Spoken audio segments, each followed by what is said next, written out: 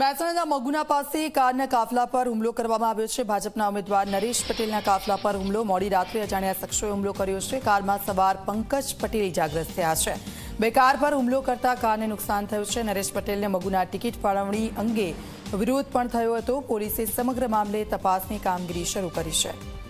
તો મોડી રાત્રે અજાણ્યા શખ્સોએ હુમલો કર્યો છે।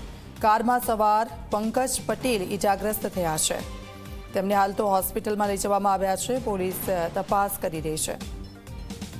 અમારા ડેલિગેટ નરેશભાઈ નવા ઉમેદવાર છે અને બેન દક્ષાબેન બલોલ સીટમાં એમની સભા હતી રામનગરમાં। મગુના રામનગર સભા પૂરી કરીને અમે નીકળ્યા એટલે અંદાજિત એમની જે સરકારી દેરીની આજુબાજુમાં જાન લેવા મારા સાથે હુમલો થયો। અને પછી મને શું થયું, અચાનક મેં પાટો બાંધીને થોડી આગળ ગાડી કરીને સાઈડમાં કરી દીધો। પછી કોઈક 4 ભાઈ હતા, એમની ગાડીમાં મને લઈને લાયન્સ હોસ્પિટલ લાવ્યા।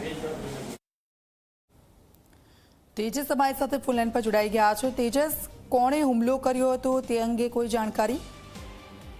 બિલકુલથી દીક્ષિતા, કહી શકાય કે સ્થાનિક સ્વરાજ્યની ચૂંટણી લઈને હાલમાં મહેસાણા જિલ્લામાં ઉકળતા ચરુ જેવી સ્થિતિ જોવા મળી રહી છે। ખાસ કરીને વાત કરીએ તો જિલ્લા પંચાયતની જે ચૂંટણી યોજાઈ રહી છે તેમાં મગુના રામનગર પાસે જે છે તે ભાજપના ઉમેદવારના કારના કાફલા પર જે છે તે અજાણ્યા ઇસમો દ્વારા હુમલો કરવામાં આવ્યાના સમાચાર સામે આવ્યા હતા। કહી શકાય કે મોડી રાત્રે જે રામનગર ખાતે જે સભા યોજવા જઈ રહ્યા હતા તે દરમિયાન જે છે તે કારના કાફલા ઉપર અજાણ્યા ઇસમો દ્વારા હાલ હુમલો કરવામાં આવ્યો હતો। હુમલામાં જે છે કહી શકાય કે કારને પણ નુકસાન પહોંચ્યું હતું। સાથે સાથે કારમાં સવાર પંકજ પટેલ નામના ભાજપના જે કાર્યકર જે છે તે ગંભીર રીતે ઘાયલ થયા હતા। મુખ્ય જો વાત કરીએ તો નરેશ પટેલને જે મગુનામાં ટિકિટ ફાળવવામાં આવી છે તેને લઈને પણ જે છે ત્યારે વિરોધ થયો હતો। તેને કહી શકાય કે કોણ હતા ઈસામાં હુમલો કરવા તે તો હજુ સ્પષ્ટ નથી થયું, પરંતુ ચૂંટણી યોજાય તે પહેલા જ કહી શકાય કે હાલમાં તો ઉકળતા ચરુ જેવી સ્થિતિ જે છે તે મહેસાણા જિલ્લામાં જોવા મળી રહી છે। હાલમાં તો દીક્ષિતા સાંતલ પોલીસે સમગ્ર ઘટનાની જાણ થતા જે છે તે અજાણ્યા ઇસમોની શોધખોળ જે છે વધુ કાર્યવાહી હાથ ધરી છે। જી બિલકુલ, આભાર તેજસ સમગ્ર વિગત બદલ।